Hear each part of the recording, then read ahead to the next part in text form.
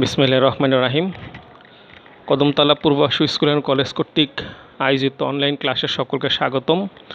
আশা করি সকল শিক্ষার্থী সুস্থ এবং ভালো আছো এবং তোমরা মনোযোগ সহকারে আমাদের ক্লাসগুলো ফলো করছো। তো আমরা অনলাইন ক্লাসের ধারাবাহিকতা আজকে আমরা হিসাব বিজ্ঞানের নবম অধ্যায়ে তোমাদের সাথে আলোচনা করব। আমরা ইতিপূর্বে নবম অধ্যায়ের অনুশীলনী 1, 2 এই দুটি অঙ্ক হয়ে গেছে এবং এর পাশাপাশি আমরা সৃজনশীল প্রশ্ন করার যে নিয়মগুলো সেগুলো তোমাদের সঙ্গে আমরা আলোচনা করেছি। আজকে আমরা নবম অধ্যায়ের অনুশীলনী 3 নিয়ে তোমাদের সাথে কথা বলবো। আমি মোহাম্মদ আক্তারুজ্জামান পলাশ আছি তোমাদের সাথে। তাহলে আমরা আজকে নবম অধ্যায়ের রেয়ামিল নিয়ে তোমাদের সাথে কথা বলবো, অনুশীলনী 3। তো আজকে অনুশীলনী 3-এর আলোকে যে আলোচ্যসূচি সেখানে অর্থাৎ যে বিষয়গুলো আজকে আলোচনা হবে তার মধ্যে আছে মূলধন জাতীয় প্রাপ্তির পরিমাণ নির্ণয়। মূলধন জাতীয় প্রাপ্তির পরিমাণ নির্ণয় আমরা ইতিপূর্বে ক্লাসগুলো আলোচনা করেছি, তোমাদেরকে নিয়ম শিখিয়েছি। মূলধন জাতীয় প্রাপ্তির পরিমাণ নির্ণয়, তারপরে আমাদের আলোচ্যসূচির মধ্যে আসবে অর্থাৎ এই অঙ্ক থেকে আমরা যে বিষয়গুলি শিখব সেটা হলো অশুদ্ধ রেয়ামিল থেকে অশুদ্ধ রেয়ামিল শুদ্ধকরণ। একটু অশুদ্ধ রেয়ামিল দেওয়া থাকবে, ভুলবশত ডেবিটকে ক্রেডিট বা ক্রেডিট আইটেমকে ভুলবশত ডেবিট করা হবে, আমরা সেই অশুদ্ধ রেয়ামিলটি শুদ্ধ করব।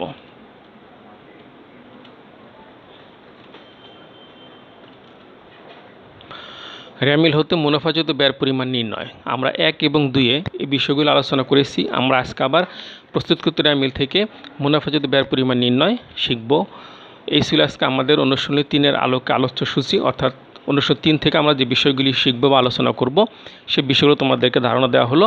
এখন আমরা দেখব প্রশ্ন। নবম অধ্যায় অনুশীলনী 3 আমাদের প্রশ্নটা আছে এরকম: মেসার সালে অ্যান্ড কোং এর হিসাবরক্ষক কর্তৃক প্রস্তুতকৃত রেয়ামিলটিতে কিছু অসামঞ্জস্য পরিলক্ষিত হয়। এই ত্রুটিপূর্ণ রেয়ামিলটি নিম্নে প্রদত্ত হলো। রেয়ামিল 31 ডিসেম্বর 2017। এই ছিল আমাদের রেয়ামিল। ক্রমিক নম্বর হিসাবের নাম, খতিয়ান পৃষ্ঠা, ডেবিট টাকা, ক্রেডিট টাকা। খতিয়ান পৃষ্ঠাকে আমরা সংক্ষেপে বলি খপ্রি। প্রারম্ভিক মজুত পণ্য 34,000 টাকা, ক্রয় 1 লক্ষ টাকা, বেতন 12,000 টাকা, পাওনাদার 40,000 টাকা ডেবিট দিকে দেওয়া আছে, দেনাদার 16,000 টাকা, ব্যাংক জমার উদ্বৃত্ত 45,000 টাকা, আন্তঃফেরত 3,000 টাকা, জাহাজ ভাড়া 5,000 টাকা, প্রদেয় বিল 20,000 টাকা, গৃহীত ঋণ 13,000 টাকা, দালান কোঠা 55,000 টাকা, বরাদ্দকৃত বাট্টা 10,000 টাকা, মূলধন 67,000 টাকা, বিক্রয় 1,40,000 টাকা, বহি ফেরত বা ক্রয় ফেরত 6,000 টাকা, মণিহারি 5,000 টাকা, কুঋণ 9,000 টাকা, সন্দেহজনক দেনা সঞ্চিতি বা কুঋণ সঞ্চিতি 8,000 টাকা। এই ছিল আমাদের প্রস্তুতকৃত রেয়ামিল। এবং এই রেয়ামিলটিতে অসঙ্গতি আছে। আমরা আগে বলেছি আমরা অশুদ্ধ রেয়ামিলকে শুদ্ধ করব। তো ভুলগুলো এখানে আছে এরকম, যেমন প্রারম্ভিক মজুত পণ্য ডেবিট 34,000 টাকা, এটা ঠিক আছে।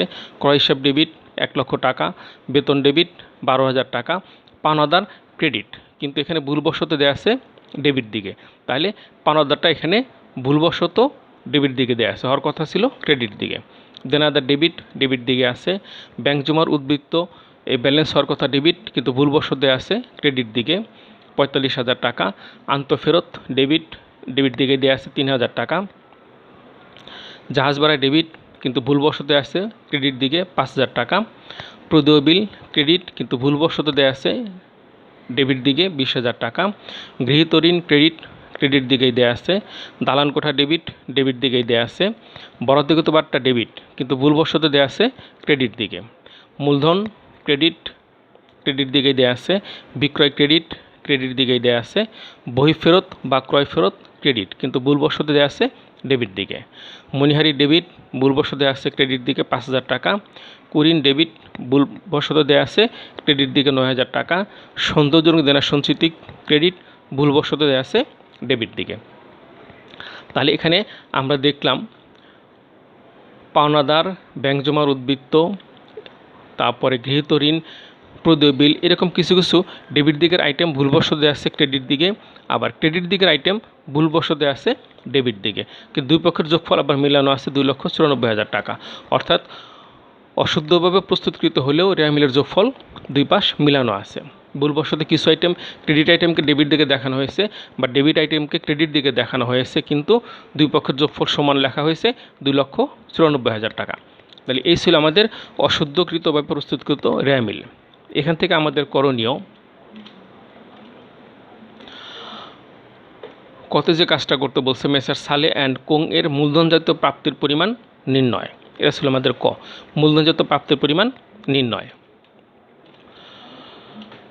ক্ষত বের করতে বলছে উপযুক্ত তথ্যের আলোকে মুনাফাজাত ব্যয়ের পরিমাণ নির্ণয়। উপযুক্ত তথ্যের আলোকে মুনাফাজাত ব্যয়ের পরিমাণ নির্ণয়। গত বের করতে বলছে উদ্দীপকের আলোকে মেসার সালে অ্যান্ড কোং এর একটি শুদ্ধ রেয়ামিল প্রস্তুত করো। আমরা আগে বলেছিলাম যে এখানে একটা অশুদ্ধ রেয়ামিল দেওয়া আছে, তো গত আমাদের অশুদ্ধ রেয়ামিলটি শুদ্ধ করতে হবে। তাহলে আমরা প্রশ্নগুলো আরেকবার দেখি। কত বের করতে বলছে সালে অ্যান্ড কোং এর মূলধনজাত প্রাপ্তির পরিমাণ। তো মূলধনজাত প্রাপ্তি আমরা জানি মূলধন, অনুদান, স্থায়ী সম্পত্তি বিক্রয়, ব্যাংক থেকে গৃহীত ঋণ, এগুলো হলো মূলধনজাত প্রাপ্তি। কত বের করতে বলছে মুনাফাজাত ব্যয়ের পরিমাণ। তো মুনাফাজাত ব্যয়ের পরিমাণ আমরা আগে শিখেছিলাম যে মুনাফাজাত ব্যয়ের সূত্র হলো বিক্রিত পণ্যের ব্যয়, তার সঙ্গে যোগ হবে অন্যান্য পরোক্ষ ব্যয়, এই দুটোর যোগফল হবে মুনাফাজাত ব্যয়ের পরিমাণ। আর গত যেটা বের করতে বলছে অশুদ্ধ রেয়ামিলকে শুদ্ধ করতে বলছে। তাহলে এবার আমরা দেখি একে একে সমাধানগুলো কি হবে। প্রথমে আমরা দেখি সমাধান ক, মেসার সালে অ্যান্ড কোং এর মূলধন জাতীয় প্রাপ্তির পরিমাণ নির্ণয়। তাহলে আমরা আগে দেখব যে মূলধন জাতীয় প্রাপ্তি কোনগুলো। মূলধন প্রাপ্তির মধ্যে আসতে পারে মালিক কর্তৃক ব্যবসায় প্রদত্ত মূলধন, ব্যাংক থেকে গৃহীত ঋণ, সরকারি অনুদান, স্থায়ী সম্পত্তি বিক্রয়লব্ধ অর্থ, এগুলো হতে পারে প্রধানত মূলধন জাতীয় প্রাপ্তি। মালিক কর্তৃক ব্যবসা প্রদত্ত মূলধন, ব্যাংক থেকে গৃহীত ঋণ, সরকারি অনুদান, স্থায়ী সম্পত্তি বিক্রয়লব্ধ অর্থ, এগুলো হলো মূলধন জাতীয় প্রাপ্তি। তাহলে আমরা আমাদের যে প্রশ্ন, সে প্রশ্নের আলোকে দেখি যে মূলধনজাত প্রাপ্তিগুলো কি কি হতে পারে। সমাধান ক, মূলধনজাত প্রাপ্তির পরিমাণ নির্ণয়। বিবরণ টাকা টাকা। আমরা আগে বলেছিলাম যে মূলধন প্রাপ্তির মধ্যে আসবে গৃহীত ঋণ বা ব্যাংক থেকে গৃহীত ঋণ, মূলধন, অনুদান, স্থায়ী সম্পদ বিক্রয়লব্ধ অর্থ। এই অঙ্কে আমরা মূলধনজাত প্রাপ্তির মধ্যে পাই গৃহীত ঋণ 13,000 টাকা, মূলধন 67,000 টাকা, দুইটা যোগ করলে হয় 80,000 টাকা। মূলধনজাত প্রাপ্তির পরিমাণ 80,000 টাকা। গৃহীত ঋণ 13,000 টাকা, মূলধন 67,000 টাকা, দুটো যোগ করলে মোট আসে 80,000 টাকা। মূলধনজাত প্রাপ্তি 80,000 টাকা। উত্তর মূলধনজাত প্রাপ্তির পরিমাণ 80,000 টাকা। এই ছিল আমাদের কয়ের অ্যান্সার, মূলধনজাত প্রাপ্তির পরিমাণ নির্ণয়। এরপর আমরা দেখব খ। খতে আমাদের বের করতে বলছে মেসার সালে অ্যান্ড কোং এর মুনাফাজাত ব্যয়ের পরিমাণ নির্ণয়। মুনাফাজাত ব্যয়ের পরিমাণ নির্ণয়। তো আমরা ইতিপূর্বে যে সূত্র আমরা আলোচনা করেছিলাম অনুশীলনী 1, অনুশীলনী 2, এছাড়াও সৃজনশীল প্রশ্নের যখন তোমাদেরকে সূত্রগুলো দেওয়া হয়েছিল আমরা বলেছিলাম যে মুনাফাজাত ব্যয়ের সূত্র হলো বিক্রিত পণ্যের ব্যয়, তার সঙ্গে যোগ হবে অন্যান্য পরোক্ষ ব্যয়। বিক্রিত পণ্যের ব্যয় যোগ হবে অন্যান্য পরোক্ষ ব্যয়। আর বিক্রিত পণ্যের ব্যয় সূত্র প্রারম্ভিক মজুত পণ্য যোগ নিট ক্রয় যোগ প্রত্যক্ষ খরচ মাইনাস সমাপনী মজুত পণ্য। বিক্রিত পণ্য ব্যয় সূত্রটা হবে প্রারম্ভিক মজুত পণ্য যোগ নিট ক্রয় যোগ প্রত্যক্ষ খরচ মাইনাস সমাপনী মজুত পণ্য। এই সূত্রটা আমরা বের করব বিক্রিত পণ্যের ব্যয়, এর সঙ্গে আমরা যোগ করব অন্যান্য পরোক্ষ ব্যয়, তাহলে বের হবে মুনাফা জাতীয় ব্যয়ের পরিমাণ নির্ণয়। আমরা প্রশ্নটা একবার দেখি, তাহলে তোমাদের একটু আলোচনা করতে সুবিধা হবে যে এখানে আমাদের প্রত্যক্ষ খরচ কোনগুলো, তারপর প্রারম্ভিক মজুত পণ্য বা নিট ক্রয়, এগুলো সমাপনী মজুত পণ্য প্রশ্নে দেওয়া আছে কিনা আমি তোমাদেরকে প্রশ্নটা একবার দেখে আলোচনা করছি। এই ছিল আমাদের প্রশ্ন। প্রারম্ভিক আমাদের প্রথম বের করব বিক্রিত পণ্যের ব্যয় সূত্র। বিক্রিত পণ্যের ব্যয় সূত্র প্রারম্ভিক মজুত পণ্য যোগ নিট ক্রয় যোগ প্রত্যক্ষ খরচ মাইনাস সমাপনী মজুত পণ্য। এখানে প্রারম্ভিক মজুত পণ্য দেওয়া আছে 34,000 টাকা, ক্রয় দেওয়া আছে 1 লক্ষ টাকা এবং বহি ফেরত দেওয়া আছে। বহি ফেরত মানে ক্রয় ফেরত। তাহলে আমরা যখন নিট ক্রয় বের করব এই ক্রয়ের 1 লক্ষ টাকা থেকে বহি ফেরত অর্থাৎ ক্রয় ফেরত 6,000 টাকা মাইনাস করে বের হবে নিট ক্রয়। তাহলে প্রারম্ভিক মজুত পণ্য 34,000 টাকা, তার সঙ্গে আমরা যোগ করব নিট ক্রয়, যোগ করব প্রত্যক্ষ খরচ। এখানে প্রত্যক্ষ খরচ বলতে আছে জাহাজ ভাড়া, এর একটা প্রত্যক্ষ খরচ তাহলে প্রারম্ভিক মজুত পণ্য যোগ নিট ক্রয় যোগ জাহাজ ভাড়া, এর যোগফল থেকে মাইনাস করবো আমরা সমাপনী মজুত পণ্য। আমাদের যে প্রদত্ত প্রশ্ন সেখানে সমাপনী মজুত পণ্য নাই, দেয়া না থাকলে আমরা মাইনাস করব না, আমরা প্রারম্ভিক মজুত পণ্য তার সঙ্গে যোগ করব নিট ক্রয় যোগ করব জাহাজ ভাড়া, তাহলে বের হবে বিক্রিত পণ্যের ব্যয়। এর সঙ্গে আমরা যোগ করব অন্যান্য পরোক্ষ খরচ। এখানে অন্যান্য পরোক্ষ খরচের মধ্যে আসবে বেতন 12,000 টাকা, বরাদ্দকৃত বাট্টা 10,000 টাকা,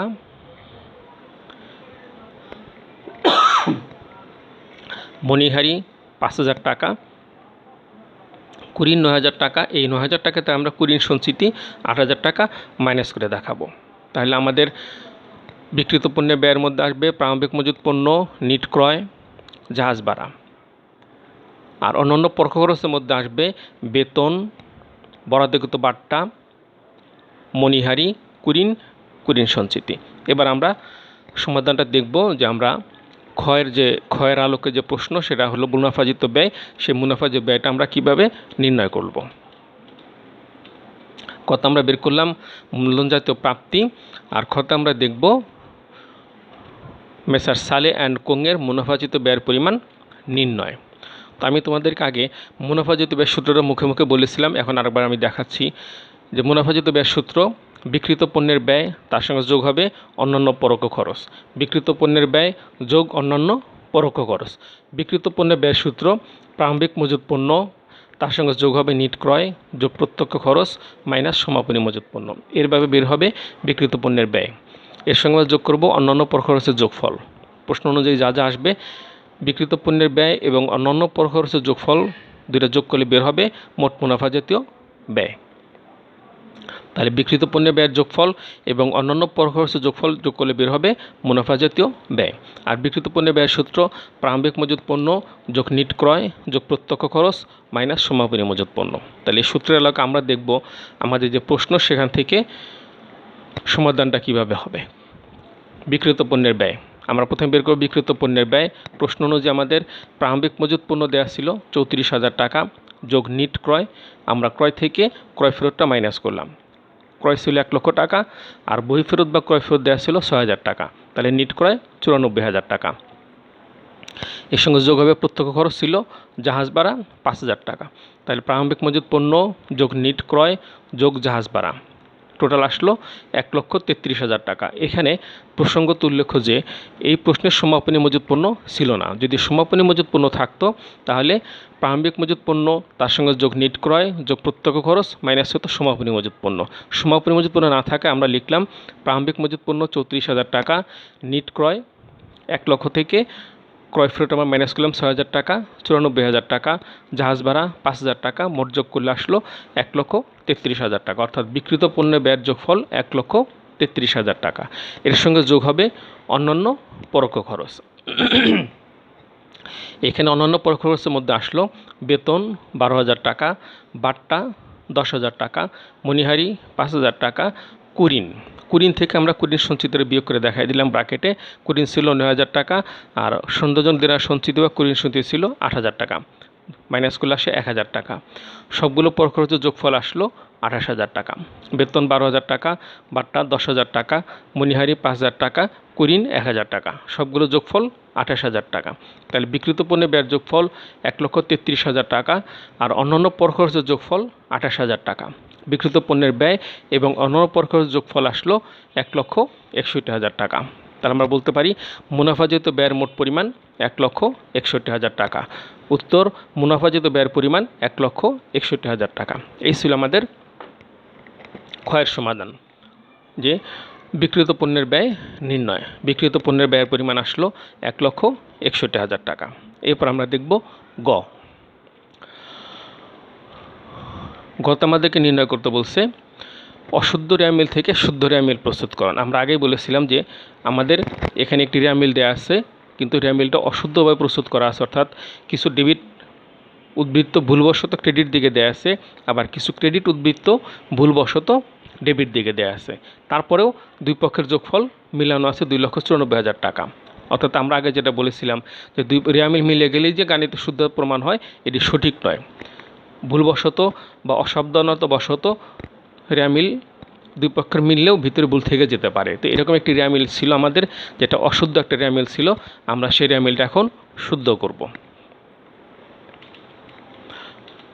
আমরা রেয়ামিলের নমুনা ছক আশা করি তোমাদের সকলে খেয়াল আছে। তারপর তোমাদের সুবিধার্থে আমি আরেকবার দেখাইতেছি। প্রথমে লিখবো আমরা প্রতিষ্ঠানের নাম, তারপরে রেয়ামিল কত সালের কত তারিখ, প্রতিষ্ঠানের নাম, রেয়ামিল কত সালের কত তারিখের প্রস্তুতকৃত সেটা লিখতে হবে। আর রেয়ামিলের ছকটা ক্রমিক নম্বর হিসাবে শিরোনাম, খতিয়ান পৃষ্ঠা, সংক্ষেপে খপ্রি, ডেবিট টাকা, ক্রেডিট টাকা। ক্রমিকে করে আমরা 1 2 3 এভাবে সিরিয়াল দিব। হিসাবের শিরোনামে করে আমরা হিসাবের নাম লিখব। ডেবিট টাকা হলে অর্থাৎ ডেবিট উদ্বৃত্ত হিসাবটা যদি ডেবিট উদ্বৃত্ত হয় আমরা ডেবিট দিকে টাকা বসাবো, আর হিসাবের শিরোনাম যদি ক্রেডিট উদ্বৃত্ত প্রকাশ করে সেটা আমরা ক্রেডিট দিকে লিখব। তারপর দুই পক্ষের যোগফল দেখব, দুই পক্ষের যোগফল মিলে কিনা। যদি মিলে যায় আমরা প্রাথমিকভাবে ধরে নিব যে গাণিতিক শুদ্ধতা সঠিক হয়েছে। তাহলে আমরা অশুদ্ধ রেয়ামিল থেকে এবার শুদ্ধ রেয়ামিল প্রস্তুত করি। মেসার্স সালে অ্যান্ড কোং এর রেয়ামিল 31শে ডিসেম্বর 2017। এ ছিল আমাদের রেয়ামিলের ছক। ক্রমিক নম্বর, হিসাবের শিরোনাম, খতিয়ান পৃষ্ঠা, ডেবিট টাকা, ক্রেডিট টাকা। ক্রমিক 1-এর মধ্যে আসলো প্রারম্ভিক মজুত পূর্ণ ডেবিট 34,000 টাকা, ক্রয় ডেবিট 1 লক্ষ টাকা, বেতন ডেবিট 12,000 টাকা, পাওনাদার ক্রেডিট 40,000 টাকা, দেনাদার ডেবিট 16,000 টাকা, ব্যাংক জমার উদ্বৃত্ত ডেবিট 45,000 টাকা, আন্তঃফেরত বা বিক্রয় ফেরত ডেবিট 3,000 টাকা, জাহাজ ভাড়া ডেবিট 5,000 টাকা, প্রদেয় বিল ক্রেডিট 20,000 টাকা, গৃহীত ঋণ ক্রেডিট 13,000 টাকা, দালান কোঠা ডেবিট 55,000 টাকা, বরাদ্দকৃত ভাতা ডেবিট 10,000 টাকা, মূলধন ক্রেডিট 67,000 টাকা, বিক্রয় ক্রেডিট 1,40,000 টাকা, বহি ফেরত ক্রেডিট 6,000 টাকা, বই ফেরত বা ক্রয় ফেরত, মণিহারি ডেবিট 5,000 টাকা, কুরিন ডেবিট 9,000 টাকা, সৌন্দর্যজনক দেনা সঞ্চিতি বা কুরিন সঞ্চিতি ক্রেডিট 8,000 টাকা। ডেবিট দিকের সবগুলো যোগফল আসলো 2,94,000 টাকা, ক্রেডিট দিকের যোগফল 2,94,000 টাকা, অর্থাৎ ডেবিট এবং ক্রেডিট উভয় দিকের যোগফল সমান। তাহলে এখানে আমি আরেকবার বলি, প্রারম্ভিক মজুত পূর্ণ ডেবিট, ক্রয় ডেবিট, বেতন ডেবিট, পাওনাদার ক্রেডিট, দেনাদার ডেবিট, ব্যাংক জমার উদ্বৃত্ত ডেবিট, আন্তঃফেরত ডেবিট, জাহাজ ভাড়া ডেবিট, প্রদেয় বিল ক্রেডিট, গৃহীত ঋণ ক্রেডিট, দালান কোঠা ডেবিট, বরাদ্দকৃত ভাতা ডেবিট, মূলধন ক্রেডিট, বিক্রয় ক্রেডিট, বই ফেরত ক্রেডিট, মণিহারি ডেবিট, কুরিন ডেবিট, সৌন্দর্য দেনা সঞ্চিতি ক্রেডিট। তার ডেবিট দিকের যোগফল 2,94,000 টাকা এবং ক্রেডিট দিকের যোগফল 2,94,000 টাকা। তোমাদের নিশ্চয় খেয়াল আছে আমাদের যে প্রশ্ন ছিল সেখানে কিন্তু যোগফল ছিল 2,94,000 টাকা, অথচ ওইখানে কিছু ডেবিট আইটেম ভুলবশত ক্রেডিট দিকে বসানো ছিল, আবার কিছু ক্রেডিট আইটেম ভুলবশত ডেবিট দিকে লেখানো ছিল। যেমন এখানে যে ভুলগুলো ছিল সেগুলো নিশ্চয় তোমাদের খেয়াল আছে। ওখানে ভুলবশত আমরা বরাদ্দকৃত বাট্টা ছিল ওখানে ক্রেডিট, শুদ্ধভাবে হবে ডেবিট, আবার মনিহারি ওইখানে দেওয়া ছিল ডেবিট, মনিহারি দেওয়া ছিল ক্রেডিট, শুদ্ধভাবে হবে এটা ডেবিট, বই ফেরত ওইখানে দেওয়া ছিল ডেবিট, শুদ্ধভাবে হবে ক্রেডিট, কুরিন ওইখানে দেওয়া ছিল ক্রেডিট অথচ শুদ্ধভাবে হবে ডেবিট, সৌন্দর্য দেনা সঞ্চিতি ভুলবশত ছিল ডেবিট দিকে অথচ সেটা হবে ক্রেডিট। এরকম কিছু ভুল থাকা সত্ত্বেও ওইখানে রেয়ামিলের যোগফল ছিল 2,94,000 টাকা। আবার আমরা শুদ্ধভাবে যে রেয়ামিল প্রস্তুত করলাম তারও যোগফল 2,94,000 টাকা। এই ছিল আমাদের শুদ্ধ রেয়ামিল প্রস্তুত। আমরা উত্তর লিখব শুদ্ধ রেয়ামিলের যোগফল 2,94,000 টাকা। এই ছিল আমাদের আজকের যে প্রশ্ন, যে আলোচ্য সূচি। প্রথমে মূলধনজাত প্রাপ্তি পরিমাণ আমরা নির্ণয় করলাম, তারপরে আমরা মুনাফাজাত ব্যয়ের পরিমাণ নির্ণয় করলাম, সর্বশেষে আমরা অশুদ্ধ একটি রেয়ামিল থেকে শুদ্ধ রেয়ামিল প্রস্তুত করলাম এবং শুদ্ধ রেয়ামিলের যোগফল 2,94,000 টাকা। এই ছিল আমাদের সৃজনশীল প্রশ্নের আলোকে আজকের সমাধান। আশা করি তোমরা সকলে বুঝতে পারছো। তো এই প্রশ্নের আলোকে আমি তোমাদেরকে একটি বাড়ি কাজ দিচ্ছি, হোমওয়ার্ক বা ফর প্র্যাকটিস। তোমাদের প্র্যাকটিস করার জন্য আমি একটি রেয়ামিল এখানে দিয়েছি। দেখো, 31শে ডিসেম্বর 2017 তারিখে সোনার বাংলা ট্রেডিং থেকে খতিয়ান উদ্বৃত্তগুলো গৃহীত। অর্থাৎ 2017 সালের 31 ডিসেম্বর তারিখে সোনার বাংলা ট্রেডিং থেকে যে কোম্পানি সেখানে তার খতিয়ান উদ্বৃত্তগুলো দেয়া আছে এরকম। প্রদেয় হিসাব 35,000 টাকা, প্রাপ্য হিসাব 30,000 টাকা, হাতে নগদ 31/12/17 অর্থাৎ সমাপনী হাতে নগদ 8,000 টাকা, মোটর গাড়ি 10,000 টাকা, যন্ত্রপাতি 2 লক্ষ টাকা, প্রারম্ভিক মজুত পণ্য 20,000 টাকা, সমাপনী মজুত পণ্য 12,500 টাকা, কমিশন 600 টাকা, পরিবহন 1,600 টাকা, বিক্রয় 1,90,000 টাকা, 6% ব্যাংক ঋণ 1,34,000 টাকা, মূলধন 1 লক্ষ টাকা, ক্রয় 1 লক্ষ টাকা। এই ছিল একটি রেয়ামিল। খতিয়ান উদ্বৃত্ত প্রদেয় হিসাব 35,000 টাকা, প্রাপ্য হিসাব 30,000 টাকা, হাতে নগদ 31/12/17 অর্থাৎ সমাপনী হাতে নগদ 8,000 টাকা, মোটর গাড়ি 10,000 টাকা, যন্ত্রপাতি 2 লক্ষ টাকা, প্রারম্ভিক মজুত পণ্য 20,000 টাকা, সমাপনী মজুত পণ্য 12,500 টাকা, কমিশন 600, পরিবহন 1,600 টাকা, বিক্রয় 1,90,000 টাকা, 6% ব্যাংক ঋণ 1,34,000 টাকা, মূলধন 1 লক্ষ টাকা, ক্রয় 1 লক্ষ টাকা। এই ছিল একটি প্রতিষ্ঠানের খতিয়ান উদ্বৃত্ত। এখান থেকে যে করণীয় যে বিষয়গুলো তোমাদের করতে হবে সেটা হলো, কতে বলছে যে হিসাবের উদ্বৃত্তগুলো রেয়ামিলে অন্তর্ভুক্ত হবে না তার পরিমাণ কত, যে হিসাবের উদ্বৃত্তগুলো রেয়ামিলে অন্তর্ভুক্ত হবে না তার পরিমাণ কত। আমরা এগুলো বিষয়গুলো আমরা অনেক আলোচনা করেছি। রেয়ামিল অন্তর্ভুক্ত হবে না প্রারম্ভিক হাতে নগদ, প্রারম্ভিক ব্যাংক জমা, সমাপনী হাতে নগদ, সম্ভাব্য দায় বা সম্ভাব্য সম্পদ। ক্ষত বের করতে বলছে সম্পদ ও দায়ের মধ্যে সম্পদ ও দায়ের পরিমাণ কত, অর্থাৎ মোট সম্পদের পরিমাণ কত, দায়ের পরিমাণ কত। আর গত বের করতে বলছে একটি রেয়ামিল প্রস্তুত করো। তাহলে আমি এই এলাকায় তোমাদেরকে জাস্ট একটু ধারণা দেওয়ার জন্য আমি বলতেছি যে প্রথমে যেটা বলছিল যে কোন কোন আইটেমগুলো রেয়ামিল অন্তর্ভুক্ত হবে না। তো এখানে সমাপনীর মধ্যে হাতে নগদ দেওয়া আছে, সমাপনী মজুত পণ্য 12,500 টাকা, একটা আইটেম আছে যেটা রেয়ামিল অন্তর্ভুক্ত হবে না। আর ক্ষতে যেটা বলছিল সম্পদ এবং দায়ের পরিমাণ নির্ণয়, এখানে সম্পদের মধ্যে আসবে প্রাপ্য হিসাব, হাতে নগদ, মোটর গাড়ি, যন্ত্রপাতি, সমাপনী মজুত পণ্য, এগুলো হলো সম্পদ। আর দায়ের মধ্যে আসবে প্রদেয় হিসাব, ব্যাংক ঋণ, প্রদেয় হিসাব এবং ব্যাংক ঋণ দায়। আর সম্পদের মধ্যে আসবে প্রাপ্য হিসাব, হাতে নগদ, মোটর গাড়ি, যন্ত্রপাতি, সমাপনী মজুত পণ্য। আর গতে যেটা বলছে রেয়ামিল প্রস্তুত করা, আমি জাস্ট তোমাদের সুবিধাজনক ডেবিট ক্রেডিট আলোচনা করে দিচ্ছি। প্রদেয় হিসাব ক্রেডিট, প্রাপ্য হিসাব ডেবিট, হাতে নগদ ডেবিট, মোটর গাড়ি ডেবিট, যন্ত্রপাতি ডেবিট, প্রারম্ভিক মজুত পণ্য ডেবিট, সমাপনী মজুত পণ্য রেয়ামিল অন্তর্ভুক্ত হবে না, কমিশন ডেবিট, পরিবহন ডেবিট, বিক্রয় ক্রেডিট, ব্যাংক ঋণ ক্রেডিট, মূলধন ক্রেডিট, ক্রয় ডেবিট। এই ছিল তোমাদের যে বাড়ি কাজ সেটি। তো এখান থেকে তোমাদের যে করণীয়গুলো সেগুলো আমি বলে দিলাম। কোন কোন রেয়ামিল অন্তর্ভুক্ত হবে না সে দফাগুলোর পরিমাণ লিখতে হবে, সম্পদ দায়ের পরিমাণ লিখতে হবে এবং একটি রেয়ামিল প্রস্তুত করতে হবে। তো এই ছিল আজকে আমাদের কাজ। আশা করি তোমাদের বুঝতে পেরেছো। তারপর যদি সমস্যা হয় আমাদের সঙ্গে আলোচনা করবা, আমরা তোমাদেরকে সাহায্য করব। তো যে কথাগুলো আমরা এই করোনাকালীন দুর্যোগে বারবার বলতেছি যে আমরা সকলেই সুস্থ থাকি, নিজে সুস্থ থাকি, পরিবার সকলকে সুস্থ রাখি এবং সরকারি যে স্বাস্থ্যবিধি সে স্বাস্থ্যবিধিগুলি মেনে চলি। তো তোমাদের সকলকে ধন্যবাদ ক্লাসে অংশগ্রহণ করার জন্য। আমরা পরবর্তী ক্লাসে অনুশীলনী 4 নিয়ে তোমাদের সাথে আলোচনা করব। তো সেই পর্যন্ত সকলে ভালো থাকো, সুস্থ থাকো, সকলের মঙ্গল কামনায় আজকের মতো এই পর্যন্তই। আল্লাহ হাফেজ।